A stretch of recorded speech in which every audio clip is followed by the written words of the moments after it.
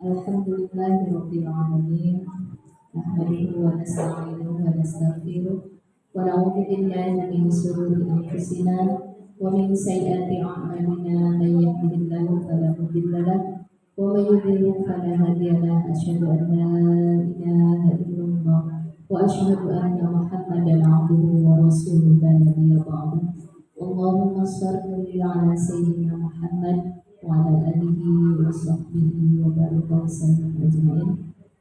Allahumma rabbi shrah li sadri wa yassir li amri wahlul 'uqdatam min lisani yafqahu qawli waj'al li waziran min ahli la haula wa la quwwata illa billahil aliyyil azim. Ibu yang saya sayangi, yang saya kasihi, yang saya banggakan, yang insyaallah dimuliakan oleh Allah Subhanahu wa taala. Alhamdulillah pada kesempatan yang berbahagia ini di siang hari yang cerah, agak mendung ya. Tidak henti-hentinya kita memuji serta memuja syukur kehadirat Allah Subhanahu wa taala yang telah begitu banyak memberikan nikmat kepada kita, khususnya iman, Islam serta ihsan kepada kita.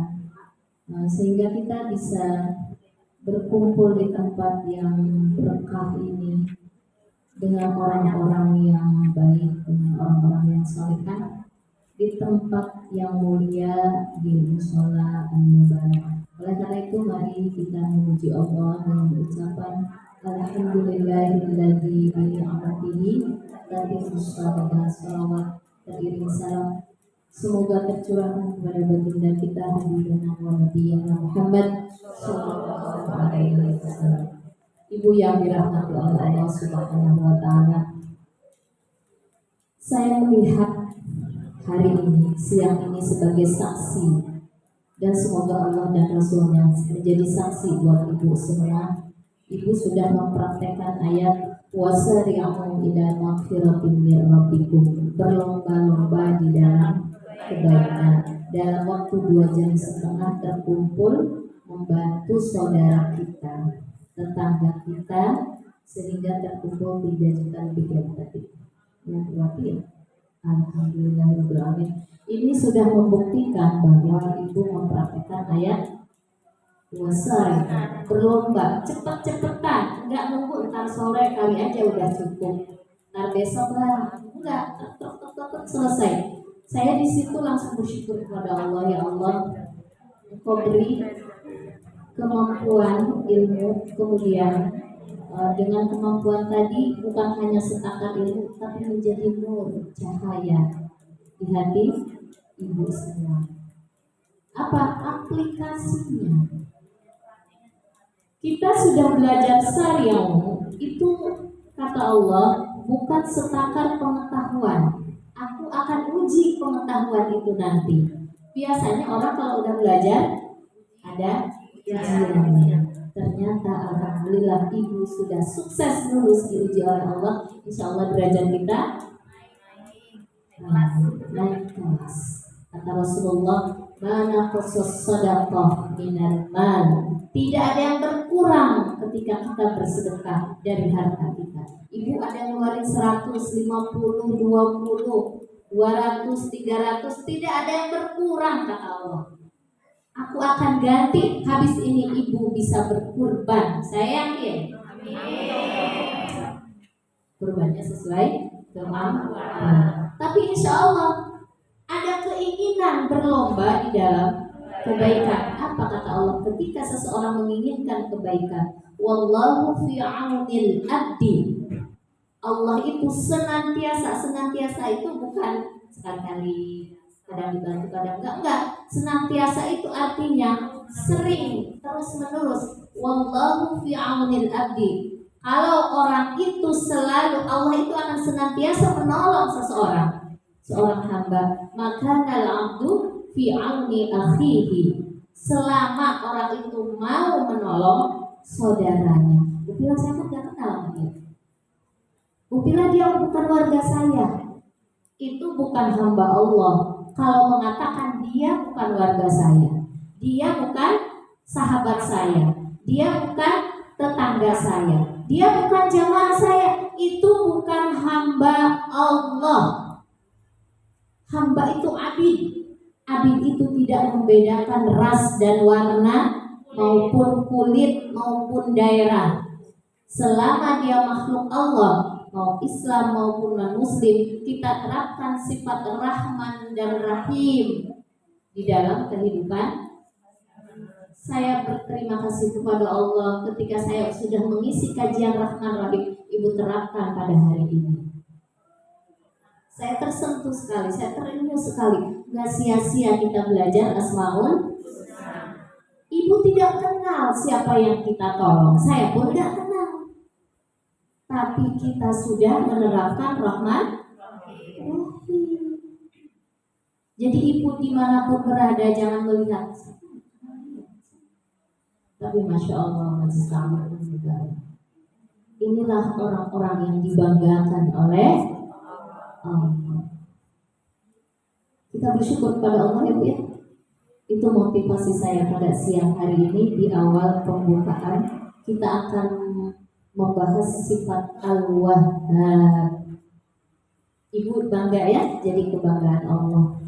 Ibu nanti punya kebutuhan di mana ketika seseorang berkelapangan membantu kebutuhan orang yang sedang kesempitan, ketika kita sempit, ketika kita butuh sama Allah, Allah akan mudah menolong kita, Bu. Bukan manusia lagi, Allah.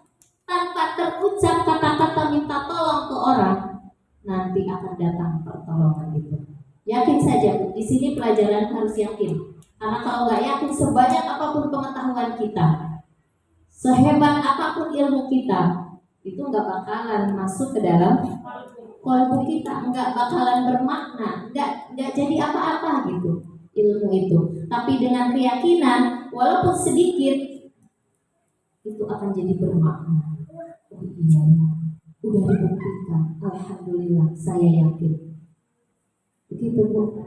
Ya sudah sampai di situ motivasinya yang Allah ajarkan kepada saya dan saya ajarkan kepada ibu. Karena saya nggak punya apa-apa, nggak punya kemampuan apa-apa. Semuanya la haula wala quwwata illa billahil aliyil azim. Lidah saya hanya sebagai penyampai saja. Kita lanjut Al-Wahhab. Al-Wahhab ini artinya Allah yang Maha Pemberi. Kalau di dalam kitab Al-Ghazali, itu kitab Maqasidul Al-Asmaul Husnanya belum ada terjemahnya. Ada bahasa Arabnya. Saya sedang mendownload itu agak susah. Nah, jadi ada kitabnya, tapi untuk terjemahannya itu belum komplit gitu Bu. Jadi saya ambil kesimpulan sedikit aja. Sedang saya usahakan. Mungkin ada ibu nanti mau belajar kitabnya seperti apa. Enggak tebal sih, tipis. Ya. Jadi Al-Wahhab itu artinya Allah memberi, sang maha, kenapa disebut maha? Maha pemberi sesuatu tanpa ada keinginan untuk dibalas, ngasih. Makanya Allah itu kan punya tauhid rububiyah ya Bu. Kan tauhid itu terbagi 3 ya Bu ya. Masih ingat? Ada tauhid rububiyah, ada tauhid uluhiyah ya. Nah itu, jadi salah satu tauhid rububiyah itu artinya Allah itu menciptakan kita, Allah mendidik kita, Allah memberi kepada kita. Maka disebut Allah Maha Pemberi itu Al-Wahhab. Pemberiannya ini tanpa ada iming-iming ingin dibalas. Maka kata Wahhab itu kalau dalam bahasa kita, kalau memberikan sesuatu suka disebut hibah. Pernah dengar hibah? Ini hibah dari si Anu, dihibahkan.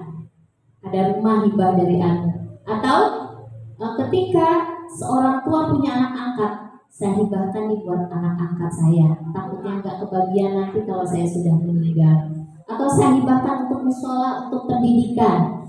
Dia artinya memberikan sesuatu tanpa ada ingin dibalas, ada imbalan apa-apa. Begitu Allah kalau memberi kepada kita. Maka ayatnya yang terkenal dengan kata-kata Wahhab apa Bu? Ada yang tahu?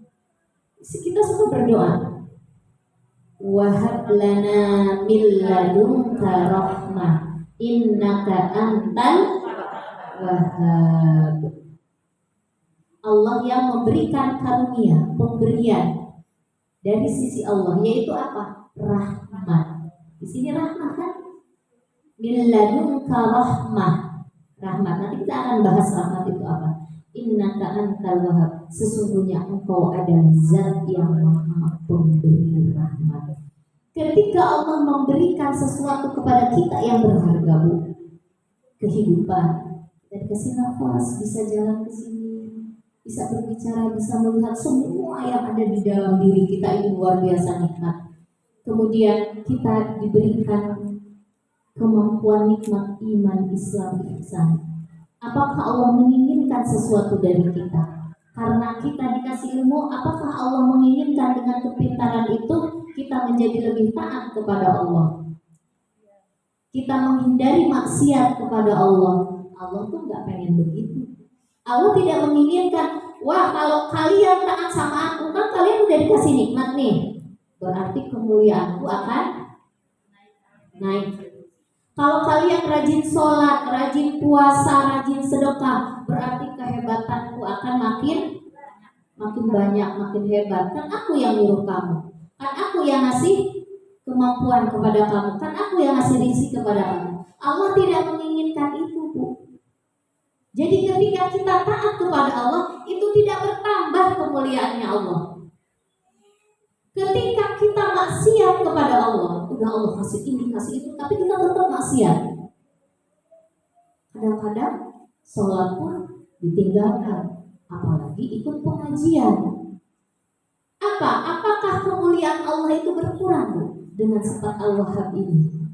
Tidak, tetap Allah mulia. Mau kita tambah takwa, mau kita menjadi ahli maksiat, Allah tetap kemuliaannya. Karena apa? Pemberian Allah itu bukan Allah menginginkan sesuatu di balik itu. Jadi untuk apa kita takwa? Untuk apa kita taat? Untuk apa kita menjadi hamba-hamba yang mengabdi kepada Allah? Untuk diri kita. Ibu tambah rajin ngaji, maka itu Allah menginginkan ada kedekatan Allah kepada kita. Kalau Allah sudah dekat sama kita, apa kebutuhan kita? Allah ikuti, Allah cukupkan. Kalau kita taat sama Allah, kita jadi rajin sholat duha, rajin sholat tahajud, baca Quran, baik sama orang, suka sedekah. Kata Allah, bukan buat aku, padahal semuanya dari Allah. Punya kekuatan badan, punya duit yang kita pegang itu dari Allah, Bu. Jadi ketika kita ngasih, jangan bangga, aku udah ngasih, orang itu dari Allah. Gak ada bangga-bangganya diri kita, malah harusnya alhamdulillah ya Allah, ini darimu ya Allah, ini pun dikeluarkan gak seberapa ya Allah. Udah itu kata Allah, aku tidak ingin kemuliaan dari apa yang kau lakukan, aku ingin kau mulia. Jadi ketika kita melakukan kebaikan tadi, itu tuh supaya kita mulia, Bu. Mulia di hadapan Allah. Nanti Allah akan berbaiki kemuliaannya di hadapan manusia. Begitupun ketika kita maksiat, kata Allah, maksiatmu tidak akan merontokkan kehebatanku, tidak akan merusak keagunganku, kata Allah. Mau semaksiat apa seluruh dunia, tapi aku sayang sama kalian. Ketika engkau maksiat, emang gak ada efeknya, Bu? Kita itu hidup bermasalah ini karena efek maksiat kita, Bu. Maka ketika yang dicontohkan manusia, berat sekali jawabnya ya, Bu ya. Anak tuh salah karena siapa? Karena aduh, ini dibikin soalnya semua dibilang. Gak ada yang terus terang, karena kita. Iya, kan kita udah belajar tentang itu. Coba Ibu jangan ragu lagi. Supaya apa? Supaya kita banyak istighfar, mohon ampun kepada Allah. Ini pelajaran buat saya. Iya, kan kita negor anak kita ya. Saya ditegur juga sama anak saya. Dek, kalau mau keluar tuh izin dulu, ngomong dulu. Jadi mama nggak khawatir. Mama kalau mau ngaji keluar emang bilang dulu sama kita. Terus mama udah izin sama ayah. Berarti anaknya juga harus pamitin ya. Iya, Dek, nak, mama mau berangkat dulu ngaji ya. Dalam hati, iya juga ya. Benar. Itu mah luar biasa, langsung diajarkan oleh Allah, diobati oleh Allah.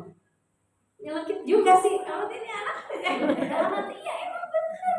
Tapi sering memperhatikan anaknya. Iya, ketika kita negur dia, ngomong sama kita katanya. Itu suka izin nggak sama anak? Tapi Yang gede doang kan? Nah, sudah baik lagi. Nah, mama mau ngaji. Ini kadang-kadang dorong aja. Yang lebih parah ke suami pun kagak. Udah izin, itu yang lebih parah. Udah jadi jamaah majelis taklim mubarak itu harus udah izin tuh sama suami sungkem kalau ada. Kalau nggak ada ya aku izin ngaji dulu ya. Itu kan bukan urusan saya. Urusan saya ibu harus izin dulu, ngomong dulu. Maksud izin tuh ngomong kan senang orang yang di rumah kalau kita ngomong keluar. Oh ngaji, ini tetangganya tok. Mamanya kemana? Gak tahu. Suaminya gak tahu. Ya Allah. Kabur. Astagfirullah. Jadi ke bawah ya pelajaran nulis tadi. Masya Allah. Bu, saya tuh tadi kayak tertampar. Saya biasa ngomong, tapi kalau dengerin kadang-kadang berbeda juga. Jadi harus ngerti saya juga ngomongnya. Iya, harus rajin. Kita lanjut ya Bu ya. Jadi ketakwaan kita bukan untuk meningkatkan kemuliaan, kemaksiatan kita bukan untuk Allah itu menjadi berkurang kewibawaannya, tapi semuanya kembali kepada kita. Nah, di sini ayatnya kan Bu, Rabbana hablana Rabbana la tuzigh qulubana, Al-Imran ayat 8 ya. Ayatnya itu kan di sana kalimat min ladunka rahmah. Jadi apa yang Allah Maha Pemberi dan apa yang paling penting yang kita harus miliki dari pemberian Allah tadi gitu.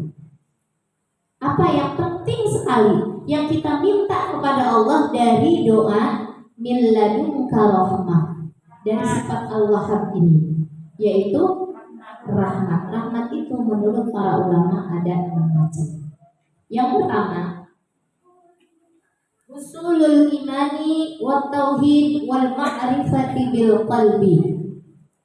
Hasilnya iman, tauhid, ma'rifat, mengenal Allah di dalam hati. Ini rahmat yang pertama dan termasuk rahmat yang paling tinggi, yaitu keimanan kita kepada Allah. Hasil dari keimanan tadi, di dalam setiap gerak langkah hidup kita yakin semuanya ada Allah.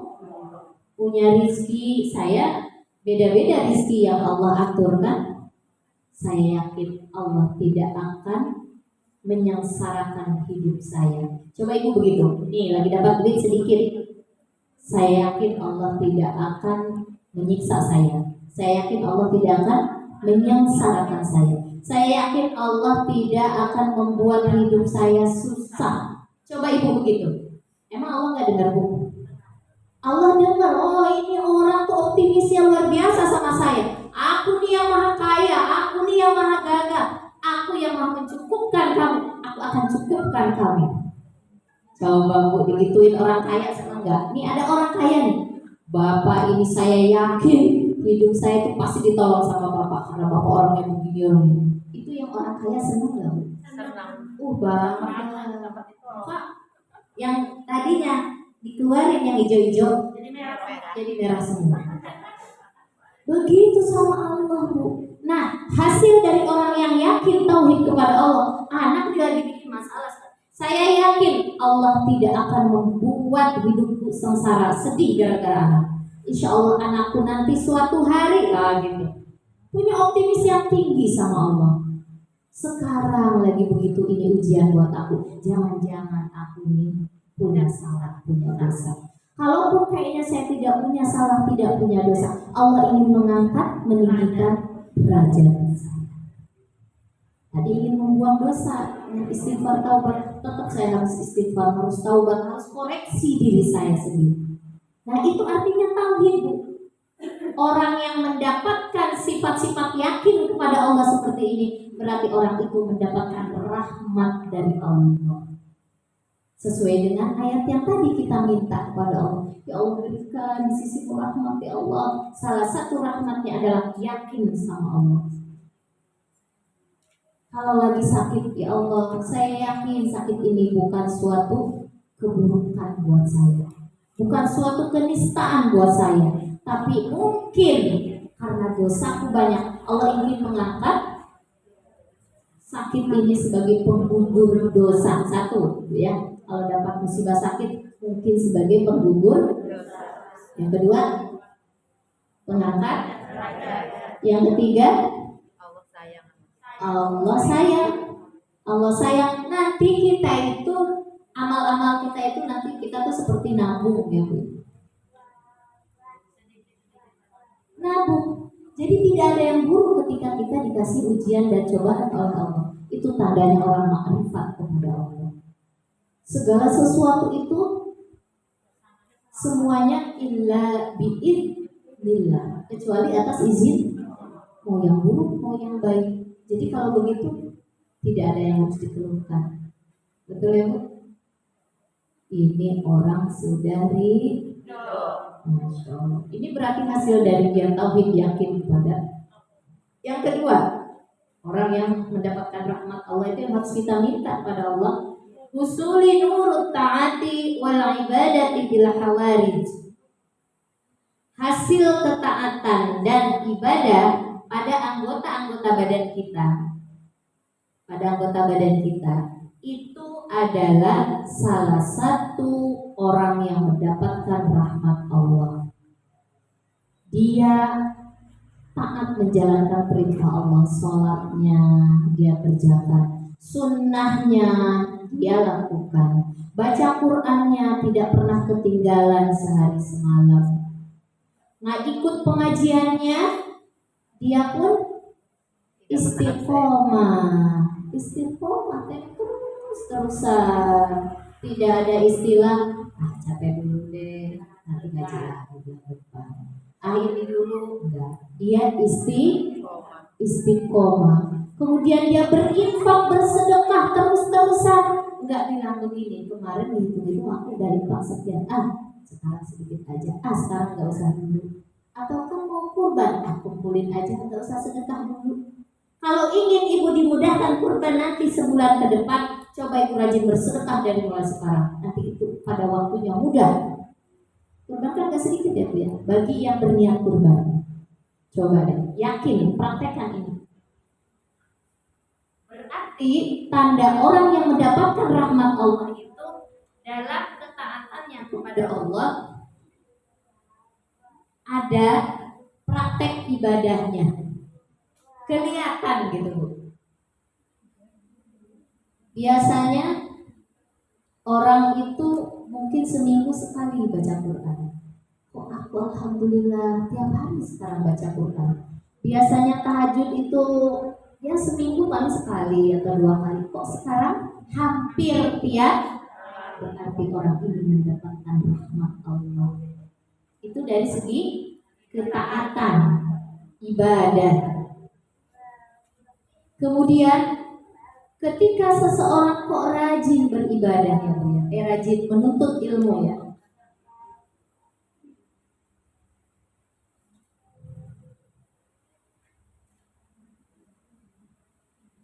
Itu juga sama dengan mendatangkan yang membuat rahmat Allah itu datang turun kepada kita. Jadi ternyata makanya sebetulnya konsep untuk mendapatkan pengampunan Allah itu cuma 2 ya Bu ya. Konsep besarnya. 1, istighfar taubat. Yang kedua, amal soleh. Ini amal soleh ini, Bu. Ini yang akan mendatangkan rahmat Allah. Yang ketiga, husulu suhulatil asbabil ma'isah minal lami wassihah wal kifayah. Yang namanya rahmat itu hasilnya kemudahan sebab-sebab kehidupan. Kemudahan hidup, Bu. Hidupnya kok aman tentrem, nggak ada huru-hara. Kalau di luar negeri kok banyak terjadi fitnah-fitnah ya Bu, ya, pembunuhan. Di daerah Irian sana kok berapa orang pertumpahan darah antar pihak keamanan dengan warga setempat. Kita di sini ada nggak begitu, Bu? Kita aman nggak? Berarti itu adalah salah satu tanda rahmat Allah menghampiri kita. Yang kedua, rahmat dari keamanan tadi, kesehatan. Ibu bisa datang ke sini karena sehat. Berarti itu pun kita sedang diberikan rahmat. Jadi kalau sehat masih duduk-duduk saja di rumah, nggak mau belajar, nggak mau melakukan amal soleh, berarti dia tidak dapat rahmat Allah, tidak dapat kebaikan Al-Wahhab dari Allah kepada orang tersebut. Kemudian Allah memberikan kecukupan. Saya lihat ibu-ibu ini cantik, jilbabnya bagus-bagus, badannya sehat, punya pulpen, punya buku, punya segala macam, belum lagi bersedekah. Berarti ibu dikasih kecukupan sama Allah. Berarti ini Allah sedang memberikan rahmat kepada kita. Itu 3 di dunia. Ada lagi 3 di akhirat, dari mulai alam barzah sampai menemui Allah Subhanahu wa taala. Rahmat itu apa yang menghampiri kita? Husulu suhulati sakratil maut. Apa artinya, Bu? Hasilnya kemudahan ketika kita sakaratul maut.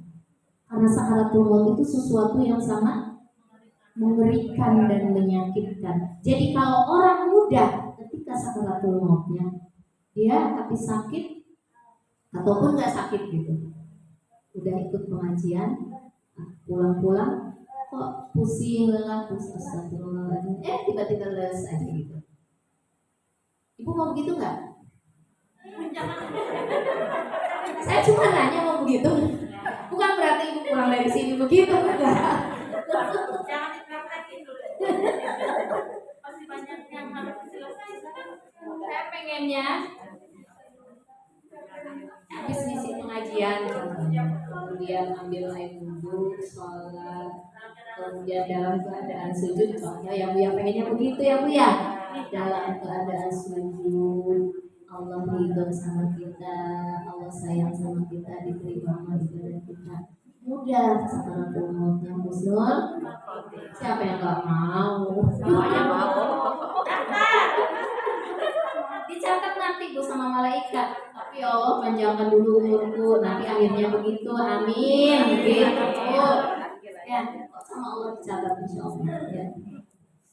Jadi ketika sakaratul mautmu, kenapa seseorang sakaratul mautnya mudah? Karena seseorang itu innamal a'malu bil khawatim. Ada yang ingat tuh pelajaran saya dulu. Biasanya niat. Sesungguhnya amal perbuatan seseorang itu tergantung nanti hasil akhir. Kalau awalnya bagus maka nanti akhirnya begitu maksudnya. Ya. Jadi kalau sekarang ibu-ibu ini solehah, makrifat sama Allah, ikuti semua arahan-arahan Allah, nanti ketika di akhir hayatnya insya Allah mudah diambil oleh Allah Subhanahu wa taala. Jangan doa sama khotimah, doa dari sekarang diperjuangkan. Yang kelima, husulu suhulati fil su'al fil qabr. Hasilnya kemudahan. Jadi Allah berikan dia kemudahan untuk menjawab mungkar dan maka bagaimana caranya Bu? Salah satunya supaya kita tidak diazab di alam kubur itu. Ada yang tahu? Doa sebelum salam. Allahumma inni a'udzubika min azabil qabri. Ini kan kita dijauhkan dari siksa kubur dan mudah mendapatkan pertanyaan dari mungkar dan nakir. Ibu yakin kalau kita sudah dijamin oleh Allah terhindar dari siksa kubur, pasti ketika dijawabnya kita bisa. Orang lulus nih di kampus universitas, Bu. Sebelum lulus apa dulu? Ditanya dulu kan. Kalau dia bisa menjawab dengan benar pasti. Kalau seseorang tidak diajar di alam kubur berarti bisa menjawab karena begitu aja logikanya. Semoga kita dirahmati ketika kita meninggal dan ketika kita di alam kubur. Coba minta terus rahmat sama Allah. Jadi kalau orang ada yang mendapatkan tadi sakaratul mautnya mudah, kemudian mudah menjawab di alam kubur, berarti orang ini mendapatkan rahmat Allah. Ibu suka baca doanya Rabbana la tuzigh qulubana ada di tanah wa hab lana min ladunka rahmah innaka antal wahhab. Barang siapa yang dikasih oleh Allah sifat al-wahhab ini, nurul wahhab dalam dirinya, insya Allah mendapatkan ini. Yang keenam, rahmat itu husulu suhulatil hisab yaumal qiyamah, yaitu hasilnya kemudahan pada hari perhitungan di hari kiamat. Kan ada orang yang disusahkan ketika pertanyaannya di yaumil kiamat nanti. Ada orang panjang, Bu, yang diceritakan di bidang kampak itu 40 hari nggak selesai masalah kampak. Belum selesai kan Rida ya itu. Terus dia langsung, ya udah saya nggak mau diharapkan. Ada orang yang disusahkan pertanyaannya di yaumil hisab nanti, Bu. Mungkin baru 1 jilbab. Kamu tuh pakai ini tuh niatnya apa? Ditanya Bu ini nanti Bu nih, ditanya nih Bu. Lagi yang punya gelang tuh ditanya untuk apa, dipakai untuk apa ya. Belum lagi yang kelihatan, ditanya nggak kelihatan tuh ditanya. Ketika ada orang yang dimudahkan pertanyaannya di yaumil kiamah nanti, kata Allah, biasanya orang ditanya jilbabnya untuk apa, belum lagi bajunya, belum lagi bukunya, belum lagi itu minuman di depan kamu, ini kan ditanya. Saya megang ujung gelas ini akan ditanya oleh Allah. Saya megang ini, saya bilang dulu kan pernah, saya bilang nih Ibu lagi mobil, terus kayak gitu, akan ditanya oleh Allah. Tapi ada orang yang tidak akan ditanya, mudah pertanyaannya. Bagaimana kamu waktu hidup di dunia? Ya Allah, alhamdulillah saya ikutin arahan apa yang engkau ini, aku cari ridho engkau ya Allah. Ya udah, sekarang kamu masuk surga selesai. Nggak banyak ditanya Bu, tapi ada orang yang panjang pertanyaannya. Sampai kenapa? Apa sahabat Nabi yang paling kaya itu Bu? Abdurrahman bin Auf. Ketika Rasulullah menceritakan ada orang yang hisabnya panjang, kata dia, kalau begitu saya nggak mau jadi orang kaya. Saya akan keluarkan semua harta saya untuk disedekahkan untuk umat. Benar Bu, dia habis, nggak ada yang tersisa, dikeluarkan semua hartanya. Tapi karena emang qadarullah dia harus jadi orang kaya, malah tambah kaya. Udah dia jual yang terbaik kurma dia. Di satu negeri ada orang yang kena wabah butuh kurma. Akhirnya dia jual, kan harganya tinggi, namanya barang yang dibutuhkan itu pasti harganya jadi istilah sistem ekonomi itu ya, semakin barang itu dibutuhkan oleh konsumen, maka harga makin melejit, bukannya tambah miskin malah tambah. Artinya Abdurrahman bin Auf ini bukan berarti hisabnya panjang. Kata Nabi maksudnya adalah bahwa orang yang dihisab panjang ini kalau bukan karena rahmat Allah, dia tidak akan selamat. Tapi Abdurrahman bin Auf adalah salah satu sahabat Nabi yang dijamin masuk surga. Dan dia berarti dapat rahmat ini walaupun kaya, hisabnya nggak panjang. Tapi ada orang kaya banyak segala-galanya itu hisabnya akan sulit. Semua dipreteli satu-satu. Orang udah pada masuk surga dia masih aja ditanya sama malaikat. Ada yang seperti itu. Masih ngisi soal. Betul. Semoga kita mendapatkan rahmat yang enam ini. Kadang-kadang Bu, pemberian rahmat Allah itu kepada manusia itu kadang-kadang nikmat, tapi bukan rahmat ya. Maksudnya sesuatu rizki yang diberikan kepada kita itu bisa menjadi nikmat. Ibu dapat uang 10 juta tiba-tiba nikmat enggak? Nikmat banget katanya. Kalau saya belum jawab nikmat banget, belum tentu. Kalau itu nikmat, belum tentu menjadi rahmat. Dikemanakan uang itu? Udah punya 10 juta nih, besok mau Idul Kurban. Nah dulu lah tahun ini kan tahun kemarin udah kurban. Karena tahun depan lagi sekali-kali pegang uang gede. Itu rahmat bukan? Bukan.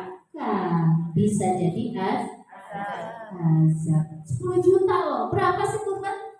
Kan masih banyak, lebih banyak sisanya. Kecuali emang nggak ada. Ini ada loh. Jadi rizki itu kadang-kadang bisa menjadi azab, musibah. Anak yang pintar, anak yang ganteng, menyenangkan dan sebagainya. Itu kalau anak itu tidak berbakti kepada Allah, tidak sholat, tidak puasa, kita tidak didik. Jadi anak yang kayak apa ya? Itu rahmat bukan? Bukan. Berarti justru ini nanti akan menjadi azab buat kita di kemudian hari maupun di yaumil. Atau ada pasangan kita. Kita ini sebagai seorang istri ya Bu, kita aja jangan suami lah. Kan suami gak dengar. Kalau seorang suami memiliki istri, istri itu akan menjadi rahmat kalau istrinya satu, taat sama Allah dulu. Kedua, taat sama suami. Baru itu istri menjadi rahmat di rumah itu buat pasangan. Masya Allah, indah nggak Bu? Kalau dengar teori saya itu merinding, indah banget ya. Coba kita praktekin ya Bu ya. Mau Bu jadi istri-istri salehah? Mau. Alhamdulillah. Bu Ade tinggal menyempurnakan sama Bu tadi. Lanjut Bu. Nah itu jabatan dan sebagainya itu bisa menjadi rahmat kalau dipergunakan ada semestinya. Ibu-ibu di sini ada kan banyak yang jadi pejabat ya di sini. Ya berarti ya. Iya, berarti itu termasuk saya paling gede ujiannya. Nanti banyak yang ngumpulin ini. Ya, kalau kita nggak amanah, apa yang diberikan oleh Allah, bisa saja kita hati condongnya ingin ujian, ingin amor. Belum lagi saya bisa ngambil nih, nggak tahu kan mereka.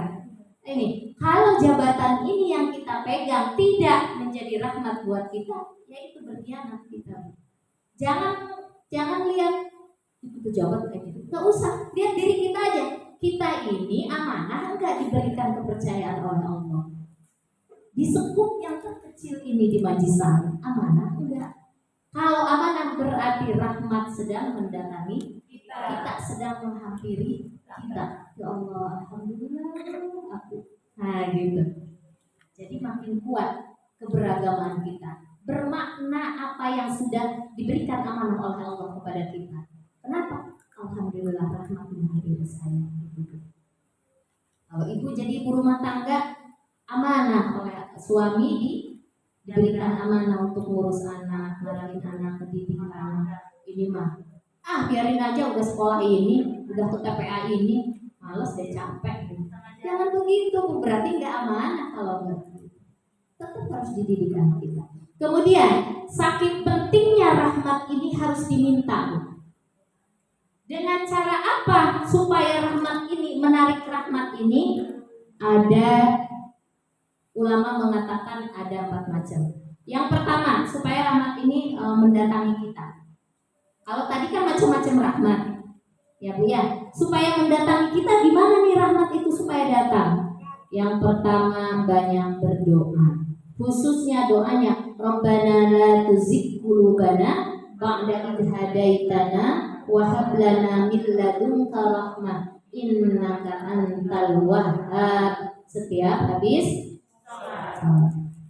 Itu satu. Yang kedua, menghadiri majlis-majlis ilmu, majlis-majlis zikir. Kenapa? Karena kata Nabi, la yaqudu qaumun yadhkuruna Allah azza wa jalla illa haffah alaihimul malaikah. Atau ada hadis lain, apa ya, ibu ada pernah dengar? Fi baitin min buyutillah. Dia duduk, dia berzikir di masjid-masjid atau musola atau tempat-tempat yang di situ adalah tempat disebutkan zikir atau ilmu-ilmu dibahas, baik ilmu fikih, ilmu hadis, ilmu fikih yang berkaitan dengan halal haram, sholat, ibadah dan lain-lain yang kita pelajari di Pak Ustadz Irwandi. Itu ilmu fikih itu juga sama Bu, majlis-majlis ilmu atau ilmu-ilmu yang sekarang kita pelajari, atau kita membaca Al-Quran atau belajar Al-Quran tafsir. Nah, barang siapa yang melakukan ini, layak untuk kaum, tidaklah seorang duduk. Kita kan duduk ya Bu ya. Apa? Illa haffah alaihimul malaika. Allah akan mengelilingi di situ malaikat. Ibu yang punya kasab, ada yang punya kasab mungkin nggak berbicara. Di sini tuh semuanya malaikat Bu. Malaikat itu berduyun-duyun sampai sayap-sayapnya berdempet-dempetan sampai ke arasnya Allah. Ini di sini tuh malaikat Bu, naik ke atas sampai ke langit Bu. Langit terbuka dengan lebar, terbuka dengan lebar. Malaikat berduyun-duyun jutaan, bukan ribuan lagi. Karena di setiap sayap itu ada 70.000. Setiap sayap malaikat itu kan ada puluhan ribu ya. Dari satu sayap 70.000 lagi, 70.000. Makanya dia berkumpul berduyun-duyun, siling tindih menindih sampai ke arasnya Allah. Kita ini dimuliakan Bu sama Allah di sini melalui para malaikat. Ghasyiyat alaihimur rahmah, diliputi dengan rahmat kasih sayang Allah. Orang yang datang ke majlis taklim ini, majlis ilmu atau majlis zikir, itu disayang oleh Allah. Ibu banyak masalah, banyak-banyak aja rajin datang ke masjid, ke majlis taklim atau ke majlis zikir. Banyak nih saya, ya Allah, lagi banyak masalah. Jangan malah jauh dari Allah Bu, makin rumit. Allah nanti akan menyelesaikan. Kita nggak usah banyak mikir. Ya Allah, saya yakin aja deh Engkau yang nyelesain. Saya nggak tahu caranya, ini udah buntu gitu. Begitu aja tawakal sama Allah. Wa unzilat alaihi sakinah, maka Allah akan menurunkan ketenangan di dalam majlis itu. Wa dzakarahumullahu fi man indah, dan dia selalu disebut-sebut terus, dibanggakan di sisi para malaikat. Malaikat itu ahli ibadah Bu. Kita mah nggak ada apa-apanya, ahli taat dia. Tapi kenapa Allah lebih bangga sama kita daripada sama dia? Karena keutamaannya tadi, ilmu, dibanggakan kita di. Ibu kalau punya anak 4, ada saudara datang, ya anak saya, ini, kamu kok di rumahnya ini ya? Iya alhamdulillah anak saya yang ini tuh rajin banget ini. Padahal anaknya banyak, tapi biasanya ada yang menonjol salah satu dan selalu diulang-ulang, diungkapin, diomongin. Berarti ada sesuatu yang spesial dari anak itu kan? Kita tidak mungkin mengatakan sesuatu yang diulang-ulang, dibanggakan kalau tidak ada apa-apa. Begitupun kita di hadapan. Tapi tidak semua, hanya orang-orang yang sering mendatangi majelis ilmu. Bangga kita. Yang ketiga, ziyaratus salihin. Banyak-banyak datang berziarah kepada orang-orang soleh, itu mendatangkan rahmat.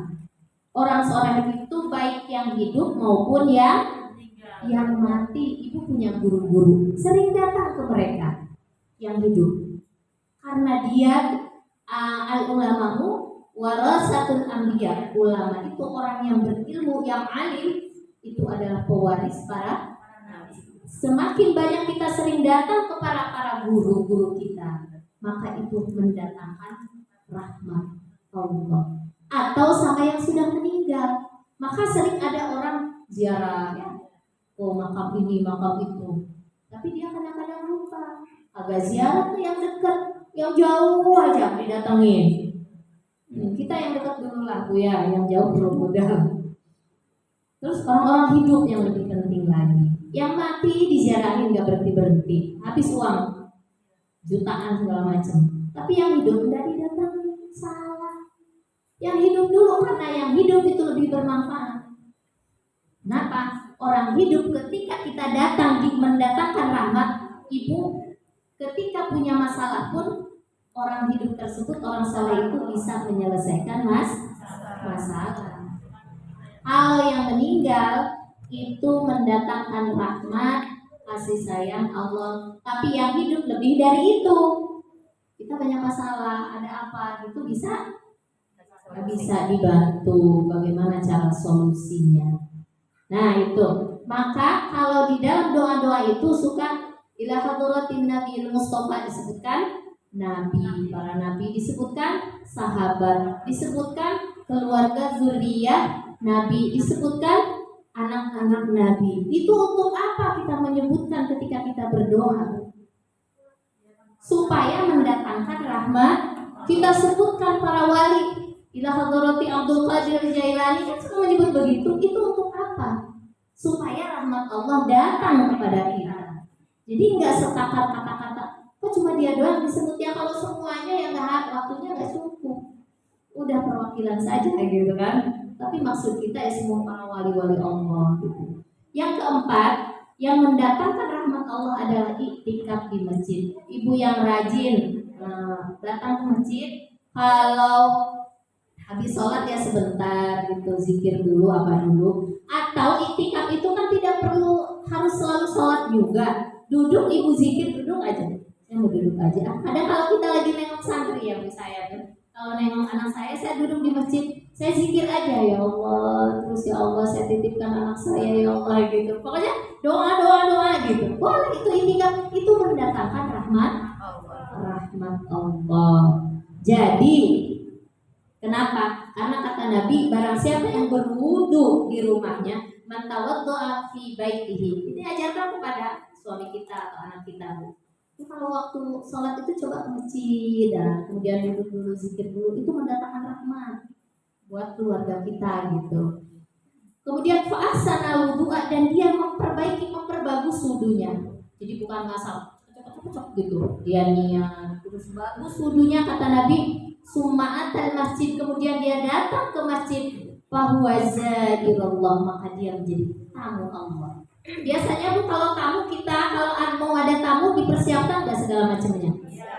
Begitupun kalau kita datang ke musola ini atau ke masjid, kita duduk iktikaf, kita duduk belajar, itu tuh kita sedang menjadi tamu. Biasanya kalau namanya kita datang ke tempat orang yang punya kekuasaan, yang punya kemampuan, yang punya segala-galanya, pulang kosong nggak Bu tangan kita? Agak kosong. Pasti ada oleh-oleh yang akan Allah berikan kepada kita. Nah, orang yang beriman itu artinya orang yang mendapatkan nurul wahab tadi. Artinya kalau tadi kan Allah ya Bu ya. Sekarang bagaimana supaya kita mendapatkan nurul wahab tadi? Biasakanlah memberikan sesuatu kepada orang lain tanpa mengharap imbalan. Seorang guru jangan mengharapkan imbalan kepada jamaahnya, kepada muridnya.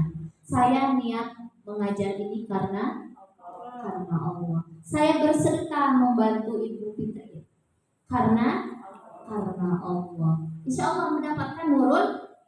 Kalau orang mendapatkan nurul wahab nanti Bu, kalau kata Imam Al-Ghazali dikatakan, ketika seseorang semurni-murninya dapat nurul wahab, tidak seperti al-wahabnya Allah. Bedanya apa? Kalau Allah sama sekali tidak menginginkan apapun dari kita, malah ingin kemuliaan buat kita. Tapi kalau kita melakukan sesuatu, Mungkin kita kepada pasangan ya Bu ya, mungkin pengen pasangan itu tambah sayang sama kita, tambah cinta sama kita, anak hormat sama kita, teman juga senang sayang sama kita. Adalah harapan-harapan sedikit. Atau kalau enggak ada harapan, kita ketika berbuat amal soleh pengen masuk surga. Ada nggak harapan seperti itu? Ada, pengen dapat pahala. Nah, kata Imam Al-Ghazali, mungkin kalau manusia tingkatannya tidak semurni Allah. Ada harapan-harapan tertentu, walaupun harapan itu tidak dilarang. Ya, menginginkan surga, pahala, kasih sayang Allah kan tidak dilarang ya Bu ya, surga, pahala gitu. Tapi yang diharapkan adalah ketika melakukan amal soleh kita, surga pun kita jangan berharap katanya gitu Bu. Pahala pun kita jangan berharap. Ada keimanan yang tertinggi adalah ketika kita melakukan amal soleh, kita bersedekah nih. Ya Allah, saya bukan pengen masuk surga. Saya bukan pengen dapat pahala banyak. Saya bukan kalau saya sedekah 10.000 biar diganti jadi 100.000. Saya bukan itu ya Allah. Tapi saya melakukan ini karena cari ridho Allah. Engkau senang dengan saya, engkau ridho dengan saya. Ini keimanan yang tertinggi Bu. Amal perbuatan ini niatnya yang paling bagus, yang paling tinggi. Orang yang mendapatkan nurul wahab yang paling mulia adalah seperti itu tadi. Jadi dia melakukan suatu perbuatan kebaikan bukan karena ingin surga, bukan karena ingin terhindar dari neraka, bukan pula karena ingin mendapatkan banyak pahala. Bukan itu katanya. Biar Allah ridho. Coba Ibu bisa nggak seperti itu? Kenapa? Karena kalau orang bersedekah, ya Allah nanti kan biar dapat banyak, nanti diganti sama Allah. Ketika nggak diganti sama Allah, nggak kelihatan waktu itu, kecewa nggak? Kecewa. Padahal kalau seandainya kita mencari ridho Allah, Bu, sebetulnya secara hakikat itu semua akan dapat. Surga bakal dapat, neraka terhindar bakal pahala bakal banyak, rizki kita bakal ditambah, dimakmurkan oleh Allah. Tapi kalau kita amal ini biar saya begini, saya biar banyak maju biar anak saya sukses, biar dia jadi ini jadi. Ya Allah, saya pengen cari ridho Engkau. Itu semuanya yang tek-tek bengek itu akan Allah perbaiki. Coba niatnya sekarang lebih ditingkatkan lagi, lebih hebat lagi, lebih mulia lagi, lebih tinggi gitu. Cari ridho Allah. Ya Allah, saya bersedekah supaya Engkau sayang sama saya, supaya Engkau ridho sama saya. Ya Allah, saya sholat ini supaya Engkau senang dengan saya ya Allah. Karena itu yang akan mendatangkan rahmat Allah. Maka ketika kita mampu bertahajud Bu malam, ketika kita mampu baca Quran, habisnya kita langsung baca Alhamdulillah, ya Allah, Engkau bimbing hamba untuk mendapatkan rahmat-Mu ya Allah, kasih sayang-Mu. Ya Allah. Jadi kalau habis bersedekah, Alhamdulillah ya Allah, hamba bisa bersedekah ini atas pertolongan-Mu ya Allah. Ya Allah, saya bisa sholat ya Allah, ini atas pertolongan-Mu. Ya Allah, Ibu sujud lagi baca hamdalah. Lagi duduk ya Allah. Jadi banyak hamdalahnya deh. Kalau orang yang segala perbuatannya ingin mencari ridho Allah, itulah yang mendatangkan rahmat Allah. Nah, niatnya karena Allah itu niat yang perbuatan yang tertinggi ya Bu ya. Tapi kan keimanan orang berbeda-beda. Nanti akan bertahap Bu. Pertama pengen, kalau sedekah pengen diganti, kalau sholat malam pengen dapat ini dapat itu. Nanti naik lagi, saya mau cari yang lebih hebat lagi, yang lebih baik lagi. Apa gitu ya. Nah itu udah saya jelaskan tadi. Terakhir, Ibu, supaya kalau ingin kita mendapatkan kekayaan nih, ya Allah, saya kayaknya kalau pas-pasan tuh sering minjem duit, utang dulu, bayar utang, gali lubang, tutup lubang. Apa tuh istilahnya? Pinjam uang bayar Punya uang, baru tanggal 1 udah habis ya Allah. Saya pengen berlebih gitu ya, pengen malah bisa bantu orang, pengen tidak menjadi beban buat orang. Ya Allah, berikan aku kekayaan.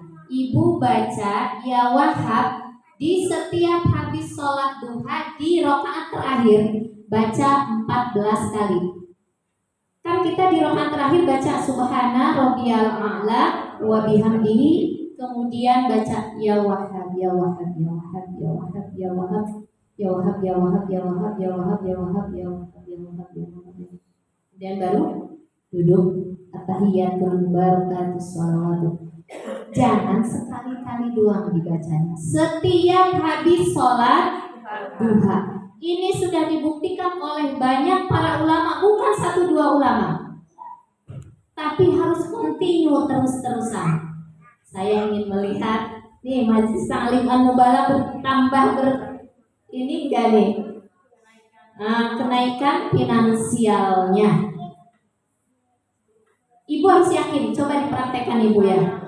Kalau ini kayaknya kalau semua Majelis Ta'lim An-Nubalagh terus-terusan mendawamkan ini, kita bisa jadiin ini 3 tingkat.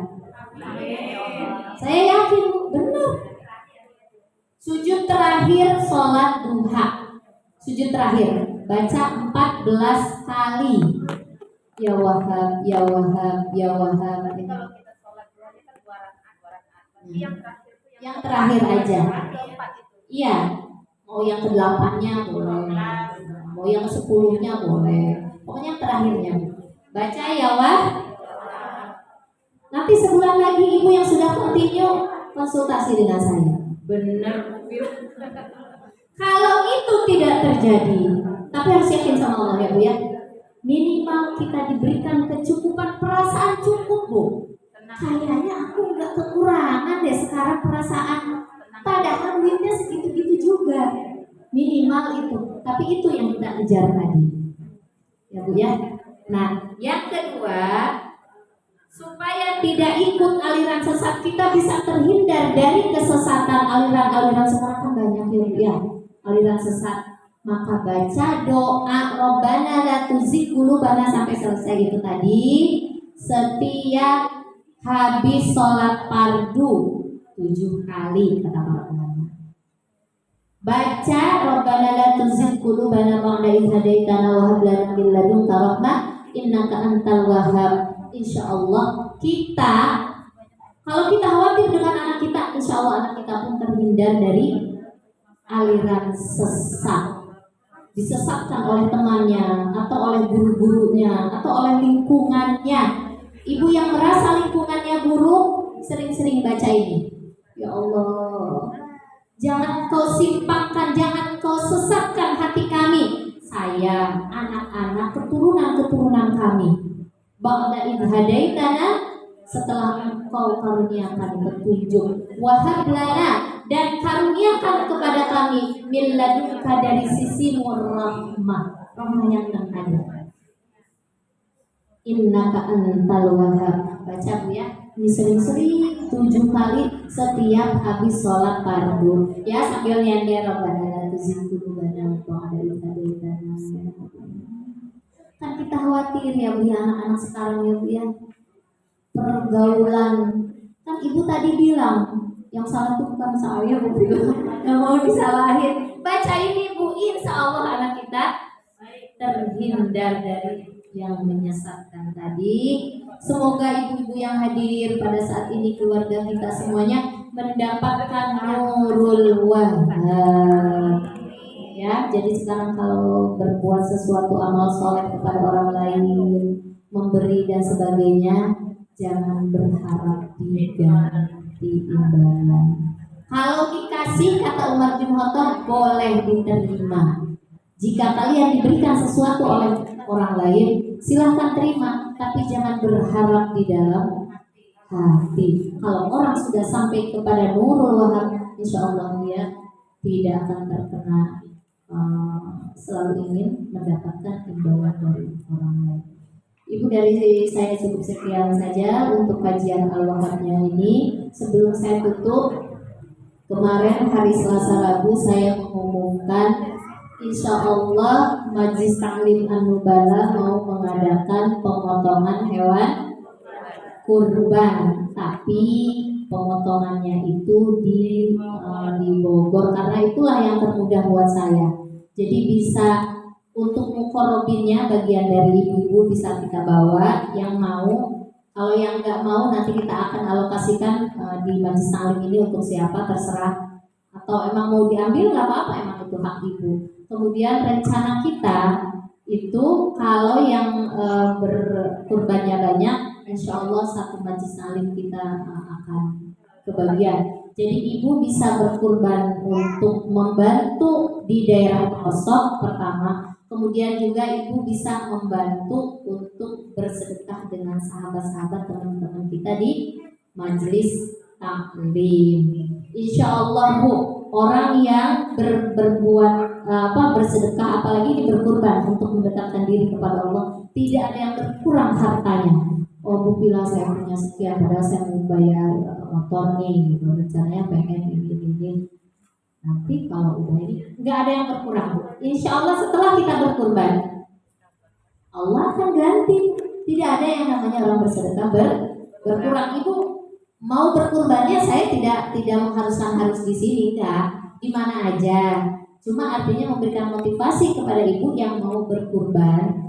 Niatnya ingin mendekatkan diri kepada Allah, ingin memotong sifat-sifat yang buruk pada diri kita, hewaniah yang ada pada diri kita. Kita ingin ngalirin keburukan kita ini banyak ya Bu ya. Supaya apa? Kalau udah keluar keburukan yang ada pada diri kita dengan kita berkurban tadi, itu kan kalbu kita bening, bersih. Rahmat Allah makin banyak datang kepada diri kita. Nah kebetulan di Majlis Taklim ini yang mengkoordinir Ibu Yanti, Ibu Nida ya, sementara 2. Itu nggak cukup 2 sih Bu sebetulnya kalau kurban. Nanti kan ada yang bertugas membagikan segala macam ya.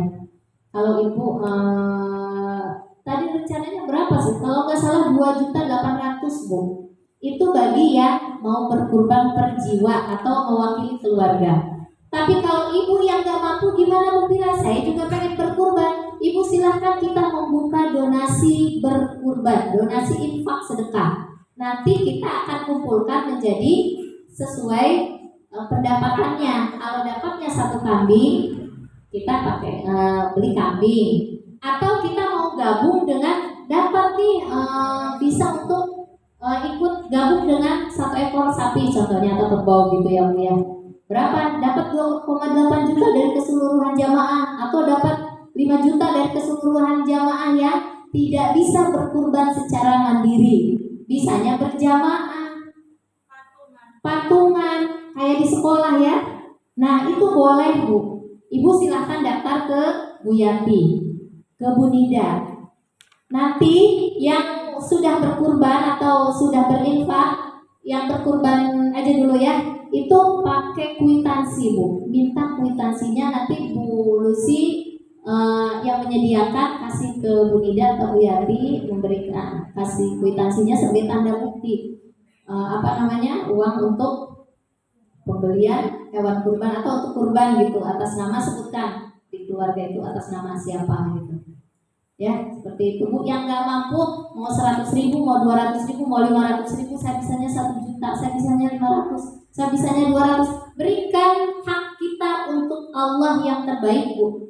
Jangan masalah aja yang penting saya ikut iuran 50 lah. Coba kalau berkurban itu diminta yang terbaik oleh Allah Bu. Nanti Allah akan memberikan yang terbaik buat kita.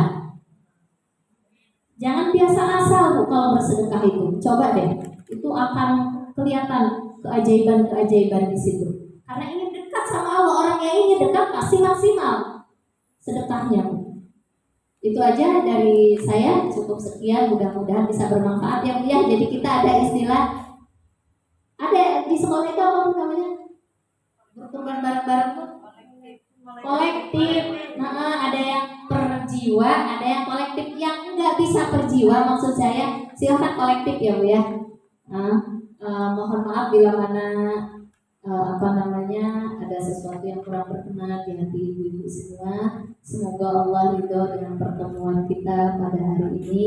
Wabillahi taufiq wal hidayah. Wassalamualaikum warahmatullahi wabarakatuh.